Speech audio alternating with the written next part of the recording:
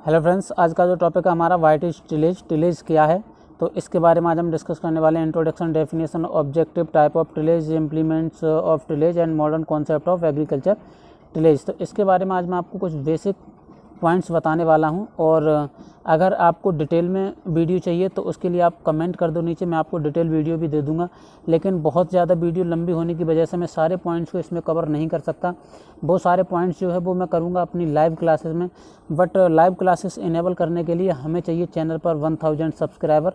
तो अगर आप लाइव क्लासेस चाहते हैं तो आपको चैनल पर 1000 सब्सक्राइबर जो है वो कंप्लीट करवाने पड़ेंगे। तो उस सब्सक्राइबर्स को कंप्लीट कराने के लिए आपको कुछ नहीं करना है, आपको चैनल को सब्सक्राइब करना है, ठीक है। और अपने दोस्तों के साथ में जो वीडियोज़ हैं उनके लिए शेयर करना है और लाइक करना है, ठीक है।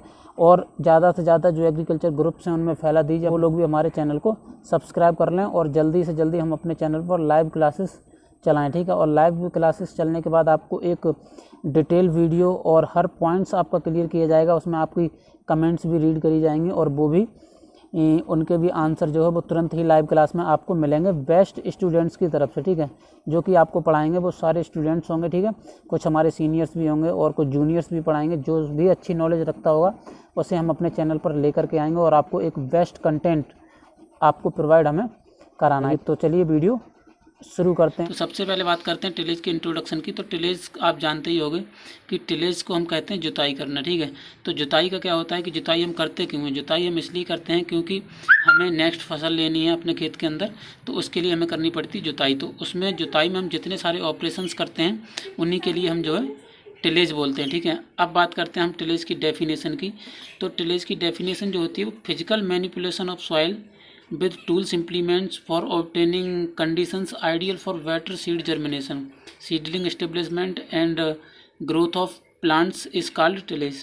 इसमें क्या रहता है कि हम फिजिकल मैनिपुलेशन का मतलब जो होता है फिजिकली मिट्टी को उलटना पलटना किसी इम्प्लीमेंट्स के थ्रू, किसी यंत्र के थ्रू, जिससे कि हमें एक बेटर कंडीशन प्रोवाइड हो जाए सीड बेड तैयार करने के लिए, जिसमें कि हम अपने बीज का छिड़काव कर सकें और उसका अच्छे से जर्मिनेशन हो सके और उसकी अच्छी ग्रोथ हो और अच्छी पैदावार हमें मिले। तो उसी को हम क्या कहते हैं? टिलेज कहते हैं। अब टिलेज के ऑब्जेक्टिव्स क्या क्या हैं, ये टिलेज हमें फ़ायदा क्या करता है, तो मैं बात करता हूँ टिलेज के ऑब्जेक्टिव्स की।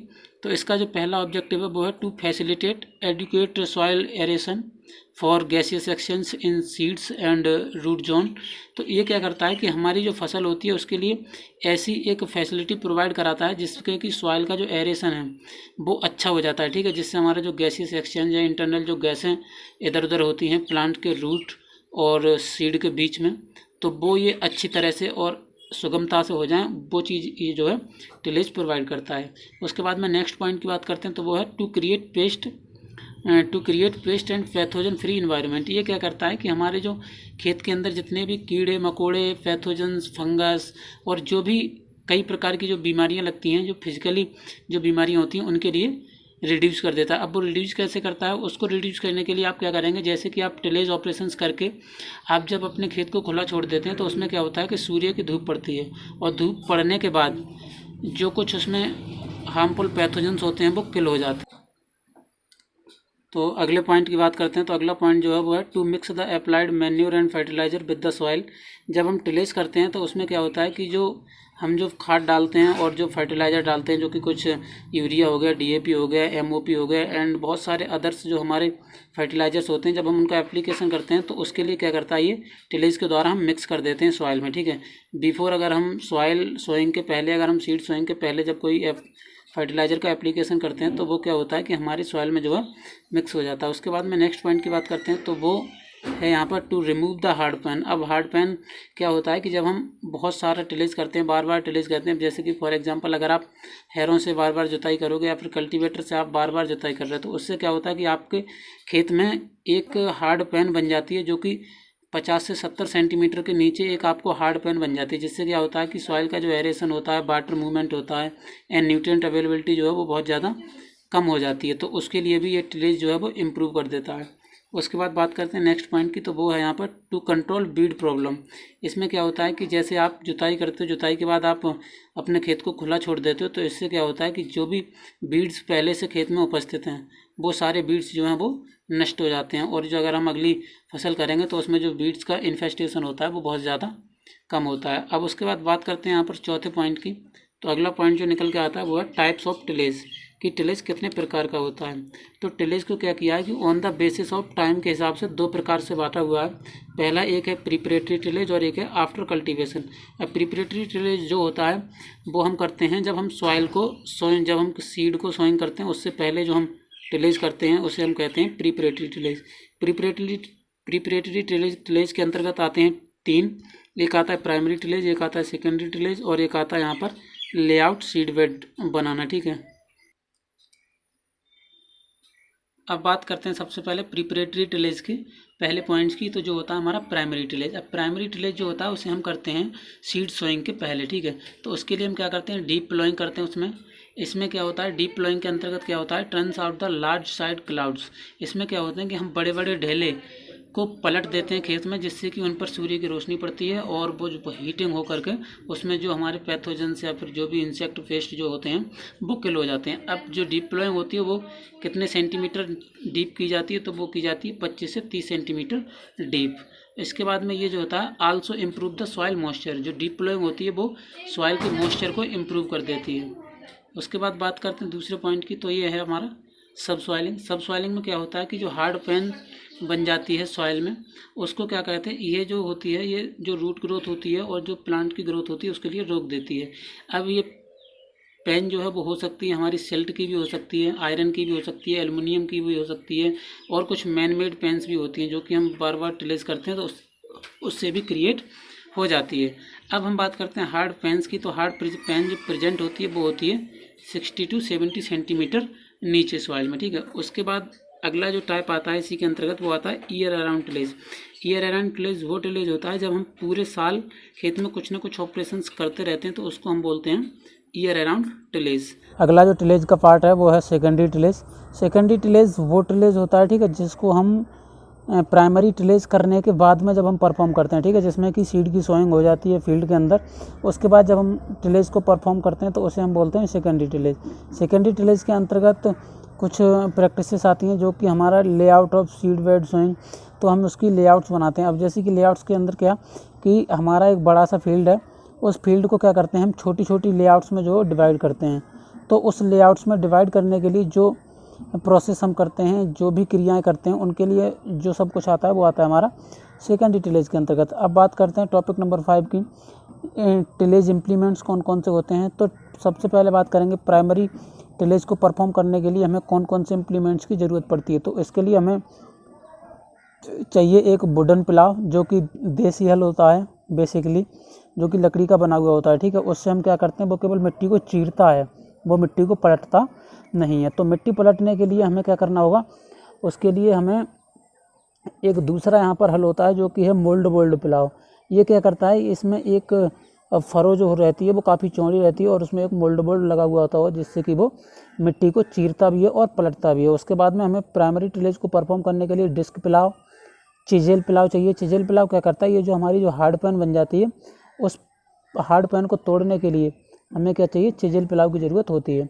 उसके बाद बात करते हैं यहाँ पर रिज प्लाव की। तो जो रिज प्लाव होता है ये हमारे खेत के अंदर क्या करता है, रिजेस बनाने में हमारी हेल्प करता है। उसके बाद बात करते हैं सेकेंडरी टिलेज इम्प्लीमेंट्स की। तो इसमें ट्रैक्टर ड्रोन कल्टीवेटर भी हो सकता है, हैरो है और डिस्क हैरो है। ठीक है, जो तबेदार हैरो होती है उसी को हम बोलते हैं यहाँ पर डिस्क हैरो।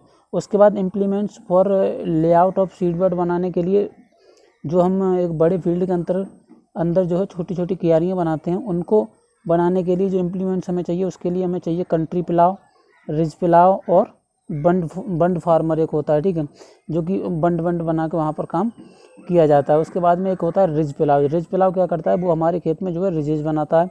जो कंट्री प्लाव होता है उसका जो फ़ोटो है वो आप यहाँ पर साइड में देख सकते हैं। उसके बाद बात करते हैं अब लास्ट टॉपिक यहाँ पर मॉडर्न कॉन्सेप्ट ऑफ टिलेज।